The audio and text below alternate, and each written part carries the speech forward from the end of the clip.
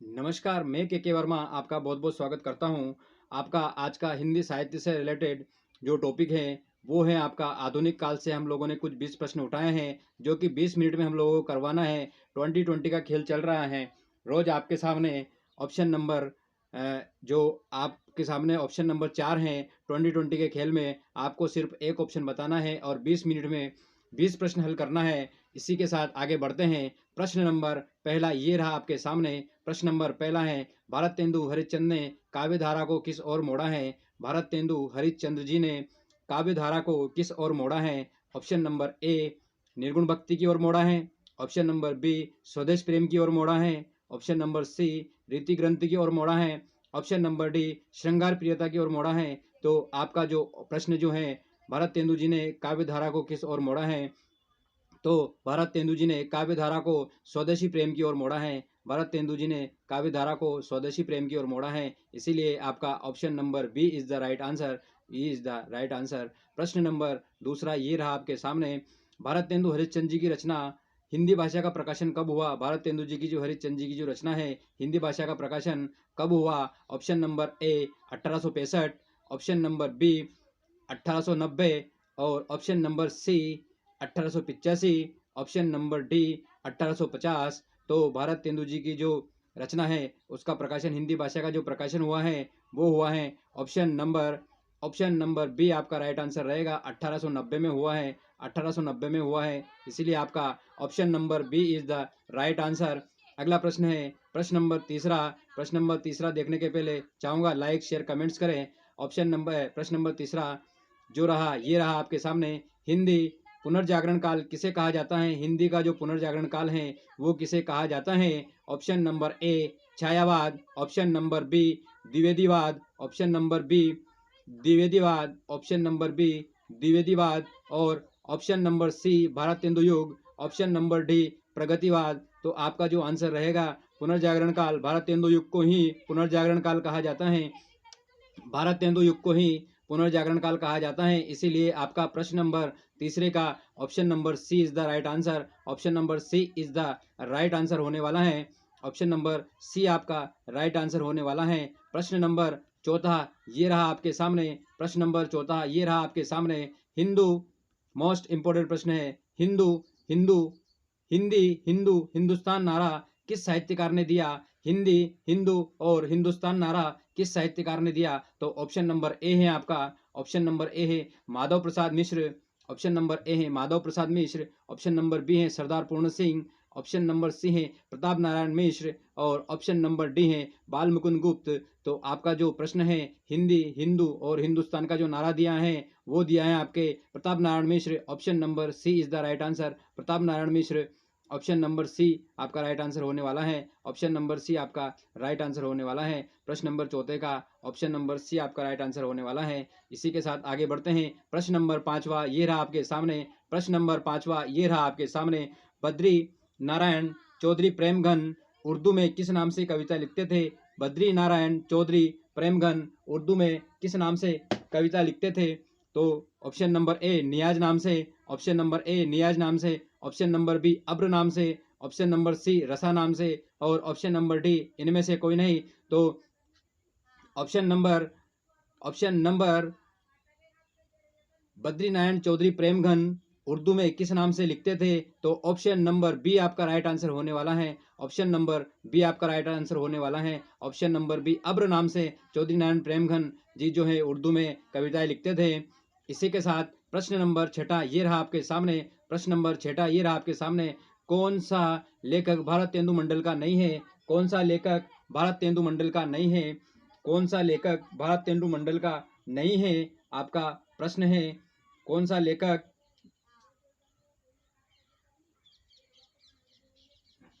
कौन सा लेखक भारत तेंदु मंडल का नहीं है? Option number A Pratap Narayan Mishra, option number B Bal Mukund Gupt, option number C Premghan और option number D Shridhar Pathak. तो भारत तेंदु मंडल के जो ऑप्शन नहीं है वो आपके श्रीधर पाठक हैं। ऑप्शन नंबर डी आपका राइट आंसर होने वाला है। ऑप्शन नंबर डी आपका राइट आंसर होने वाला है। ऑप्शन नंबर डी आपका राइट आंसर होने वाला है। प्रश्न नंबर छठे का ऑप्शन नंबर डी आपका राइट आंसर होने वाला है। अगला प्रश्न है देखिए प्रश्न नंबर सातवां ये रहा आपके सामने।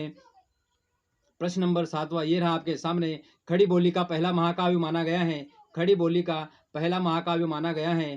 प्रश्न नंबर 7वां ये रहा आपके सामने, खड़ी बोली का पहला महाकाव्य माना गया है। Option number A Priya Pravas, option number B Yashodhara, option number C Saket, option number D इनमें से कोई नहीं। तो खड़ी बोली का पहला महाकाव्य प्रिय प्रवास हरिओत जी का जो माना गया है, ये हरिओत जी के माना प्रिय प्रवास जो है हरिओत जी का है। हरिओत जी का माना गया है खड़ी बोली का पहला महाकाव्य। Option number A is the right answer. प्रश्न नंबर ये रहे आपके सामने, प्रश्न नंबर 8वां ये रहा आपके सामने, पंचवटी खंड काव्य की रचना किस कवि के द्वारा की गई है? पंचवटी खंड काव्य की रचना किस कवि के द्वारा की गई है? ऑप्शन नंबर ये 4 ऑप्शन आपके सामने रहे हैं। ऑप्शन नंबर ए है मैथिली शरण गुप्त, ऑप्शन नंबर ए है मैथिली शरण गुप्त, ऑप्शन नंबर बी है Bhavani Prasad Mishra, option number B है भवानी प्रसाद मिश्र और ऑप्शन नंबर सी है नागार्जुन। ऑप्शन नंबर सी है नागार्जुन, ऑप्शन नंबर डी है जयशंकर प्रसाद। तो आपके जो पंचवटी है वो मैथिली शरण गुप्त जी के द्वारा की गई है। ऑप्शन नंबर ए आपका राइट आंसर होने वाला है। ऑप्शन नंबर ए आपका राइट आंसर होने वाला है। Option number A is the right answer. प्रश्न नंबर 8वें का ऑप्शन नंबर ए आपका राइट आंसर होने वाला है। इसी के साथ आगे बढ़ने से पहले आपसे निवेदन करना चाहूँगा कि 2020 की जो सीरीज चल रही है इसमें आप लोग कमेंट्स शेयर और लाइक करें वीडियो को, और भी अच्छे अच्छे ऑब्जेक्टिव टाइप से प्रश्न जो आप लोगों के सामने लेकर आ रहा हूँ। मैं चाहूँगा और भी बहुत अच्छे अच्छे ऑब्जेक्टिव आपके सामने लेकर आऊँ। और प्रश्न नंबर 8वें का आपका ऑप्शन नंबर पहला आपका आंसर रहेगा। प्रश्न नंबर 8वें का ऑप्शन नंबर पहला आपका आंसर रहेगा। इसी के साथ आगे बढ़ते हैं। प्रश्न नंबर 9वां ये रहा आपके सामने। प्रश्न नंबर 9वां ये रहा आपके सामने। प्रश्न नंबर 9वां है, पथिक किसका काव्य संग्रह है? पथिक किसका काव्य संग्रह है? तो पथिक जो है वो option number A Ramnaresh Tripathi, option number B Jagdish Chaturvedi, option number C Vidyanivas Mishra और option number D Maithili Sharan गुप्त। तो आपका जो पथिक काव्य संग्रह है वो रामनरेश त्रिपाठी जी द्वारा संग्रह किया गया है। रामनरेश त्रिपाठी जी से द्वारा संग्रह किया गया है। ऑप्शन नंबर ए आपका राइट आंसर होने वाला है। ऑप्शन नंबर ए आपका राइट आंसर होने वाला है। इसी के साथ अगला प्रश्न है, प्रश्न नंबर 10वां है। आप 2020 के 10 क्वेश्चन हो चुके हैं, 10 क्वेश्चन आपके बाकी हैं। अभी तक जिसने लाइक नहीं किया है लाइक करें और कमेंट्स करें। प्रश्न नंबर 10वां ये रहा आपके सामने, हल्दी घाटी नामक महाकाव्य के रचयिता कौन है? हल्दी घाटी नामक महाकाव्य के रचयिता कौन है? ऑप्शन नंबर 4 ये रहे आपके सामने, Makhanlal Chaturvedi, option number B Subhadra Kumari Chauhan, option number C Shyam Narayan Pandey, option number D इनमें से कोई नहीं। तो आपके हल्दी घाटी महाकाव्य जो है वो ऑप्शन नंबर सी राइट होने वाला है। Option number C Shyam Narayan Pandey आपके राइट होने वाले हैं। Option number C is the right answer. Option number C is the right answer. प्रश्न नंबर 11वां ये रहा आपके सामने। प्रश्न नंबर 11वां ये रहा आपके सामने, प्रिय प्रवास का वर्ण विषय क्या है? प्रिय प्रवास का वर्ण विषय क्या है? प्रिय प्रवास किसके ऊपर आधारित हैं? ऑप्शन नंबर 4 आपके सामने हैं। ऑप्शन नंबर पहला है राम वनवास के आधार पर है, ऑप्शन नंबर बी है बुद्ध का गृह त्याग है, ऑप्शन नंबर सी है कृष्ण का मथुरा प्रवास है, ऑप्शन नंबर डी है सीता का करुणापूर्ण चित्र है। तो प्रिय प्रवास जो है आपके कृष्ण का मथुरा प्रवास के लिए का वर्ण विषय है। ऑप्शन नंबर सी आपका राइट आंसर होने वाला है। ऑप्शन नंबर सी आपका राइट आंसर होने वाला है। Option number C is the right answer. Option number C is the right answer. प्रश्न नंबर 12वां ये रहा आपके सामने। प्रश्न नंबर 12वां ये रहा आपके सामने। प्रश्न नंबर 12वां है, परिजात महाकाव्य किसके द्वारा रचित हैं? परिजात महाकाव्य किसके द्वारा रचित हैं? ऑप्शन नंबर ए हरिओत जी के द्वारा, ऑप्शन नंबर ए हरिओत जी के द्वारा, option number B Maithili Sharan गुप्त के द्वारा, ऑप्शन नंबर सी श्रीधर पाठक के द्वारा और ऑप्शन नंबर डी इनमें से कोई नहीं। तो परिजात महाकाव्य जो है वो लिखा है किसके द्वारा रचित हैं? वो रचित हैं आपके हरिओत जी। ऑप्शन नंबर ए आपके राइट आंसर होने वाले हैं। ऑप्शन नंबर ए आपका राइट आंसर होने वाला है। ऑप्शन नंबर ए आपका राइट आंसर होने वाला है। प्रश्न नंबर 13वां ये रहा आपके सामने। प्रश्न नंबर 13वां ये रहा आपके सामने। प्रश्न नंबर 13वां ये रहा आपके सामने।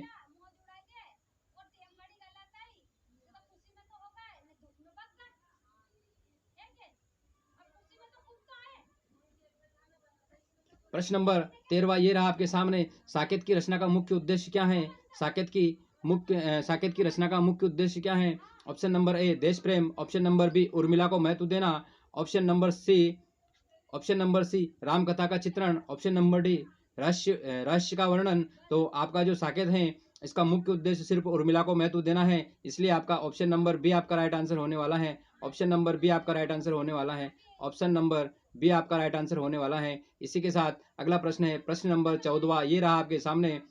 प्रश्न नंबर 14वां ये रहा आपके सामने। आज सुपरफास्ट ट्रेन चल रही है जिसमें जितने लोग बैठ सकते हैं बैठ जाओ, क्योंकि अभी तक 10 मिनट होने वाले हैं और हमारे 14 प्रश्न हो चुके हैं। इसी के साथ प्रश्न नंबर 14वां है, त्रिशूल उपनाम किसका है? त्रिशूल उपनाम किसका है?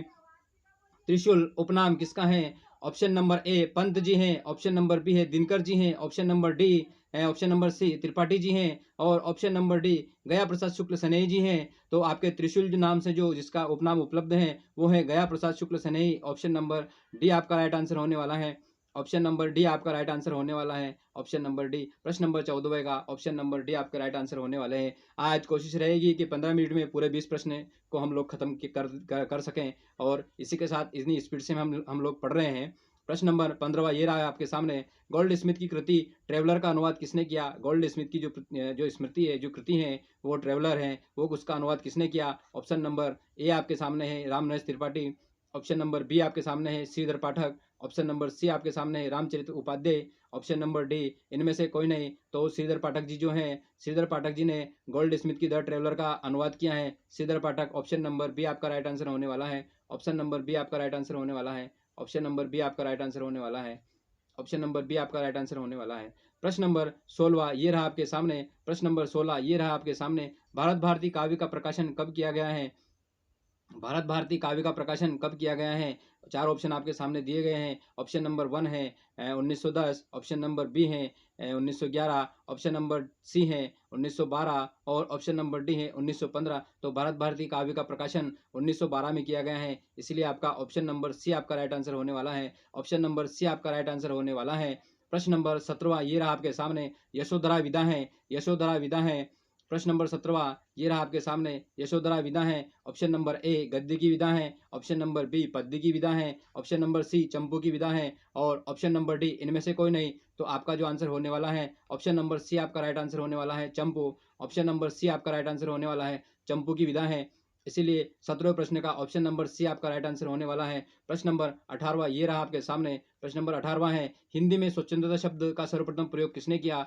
हिंदी में स्वच्छंदता शब्द का सर्वप्रथम किसने किसने किया? ऑप्शन नंबर ए है Jaishankar Prasad, option number A है Jaishankar Prasad, option number B है Mukutdhar Pandey, option number B है मुकुटधर पांडे और ऑप्शन नंबर सी है Ramkrishna Das, option number C है Ramkrishna Das, option number D है इनमें से कोई नहीं। तो आपका जो प्रश्न होने वाला है, स्वच्छंदवाद का जो सर्वप्रथम प्रयोग किया है वो मुकुटधर पांडे ने किया है। ऑप्शन नंबर बी आपका राइट आंसर होने वाला है। ऑप्शन नंबर बी आपका राइट आंसर होने वाला है। Option number B is the right answer. प्रश्न नंबर 18वें का ऑप्शन नंबर बी आपका राइट आंसर होने वाला है। अगला प्रश्न है प्रश्न नंबर 19वां है, सेकंड लास्ट प्रश्न चल रहा है और अभी तक 13 मिनट हुए हैं, 2 मिनट अभी हमारे बच रहे हैं। इसी के अंतर्गत हम लोग इस चैप्टर को खत्म करेंगे। प्रश्न नंबर 19 है, प्रश्न नंबर 19 है, द्विवेदी युग को जागरण काल किसने कहा? द्विवेदी युग को जागरण काल किसने कहा? Option number A Ramchandra Shukla, option number A Ramchandra Shukla, option number B doctor Nagendra, option number B doctor Nagendra और option number C Hazari Prasad Dwivedi, option number D Gulab Rai. तो आपका जो द्विवेदी युग को जागरण काल जो कहा डॉक्टर नगेंद्र ने कहा, ऑप्शन नंबर बी आपका राइट आंसर होने वाला है। Option number B is the right answer. प्रश्न नंबर 19 का ऑप्शन नंबर बी आपका राइट आंसर होने वाला है। इसी के साथ लास्ट प्रश्न है, लास्ट प्रश्न आपका 20वां प्रश्न है। इस 20वें प्रश्न को करने से पहले मैं चाहूँगा कि आप लोग लाइक कमेंट्स और शेयर करें और मेरे चैनल को सब्सक्राइब करें, जिससे आपको और बेल आइकन के बटन को दबाएं, जिससे आपको नोटिफिकेशन बराबर मिलता रहे और मेरा हर हर दिन जो 20 प्रश्न का जो जो सीरीज चल रहा है वो कंटिन्यू आपके पास पहुंचता रहे और इसी से आने वाली हर एक प्रत्येक एग्जाम एमपीटेट खास करके एमपीटेट वर्ग 2 के लिए बहुत ही महत्वपूर्ण होने वाले हैं। मेरे दोनों लेक्चर एमपीटेट वर्ग 2 के लिए बहुत ही महत्वपूर्ण होने वाले हैं। इसी के साथ प्रश्न नंबर 20वां देखिए, किस कवि को राष्ट्र कवि की उपाधि मिली हुई है? किस कवि को राष्ट्र कवि की उपाधि मिली हुई है? तो option number A Shridhar Pathak, option number A Shridhar Pathak, option number B Maithili Sharan Gupt ji, option number C Siyaram Sharan Gupt और ऑप्शन नंबर डी बाल मुकुंद गुप्त। तो आपका जो राष्ट्र कवि हैं वो हमारे मैथिली शरण गुप्त जी हैं, इसीलिए आपका जो 20वां प्रश्न है उसका आंसर 20वें प्रश्न का आंसर ऑप्शन नंबर बी होने वाला है। Option number B is the right answer. 20वें प्रश्न का option number B is the right answer होने वाला है। ये रहे आपके 20 प्रश्न और इस 20 प्रश्न में क्या खास है मुझे कमेंट्स में कमेंट्स करें और चैनल को सब्सक्राइब करें। मैं इसी तरीके से आपके सामने कंटिन्यू 20 प्रश्नों की 2020 सीरीज लेकर आ रहा हूँ रोज, साइंस से और हिंदी से रिलेटेड साइंस से रिलेटेड और हिंदी से रिलेटेड एमपी टेट, खास करके एमपी टेट वर्ग 2 के लिए साइंस और एमपी टेट वर्ग 2 के लिए हिंदी के लिए बहुत ही महत्वपूर्ण क्लास होने वाली हैं, जो कि एमसीक्यूज के रूप में है। कम समय में अधिक लाभ प्राप्त करने के लिए 2020 की सीरीज हम लोगों के द्वारा चलाई गई हैं। इसीलिए आप सभी लोगों से निवेदन है कि आप लोग मेरे चैनल को सब्सक्राइब करें और लाइक करें और कमेंट्स करें और बेल आइकन के बटन को दबाना ना भूलें, जिससे आपके पास प्रत्येक क्लास का नोटिफिकेशन पर्याप्त रूप से आ सके। और इसी के साथ हम लोग मिलते हैं अगले लेक्चर में। जय हिंद, जय भारत, वंदे मातरम, जय श्री कृष्णा, राधे राधे।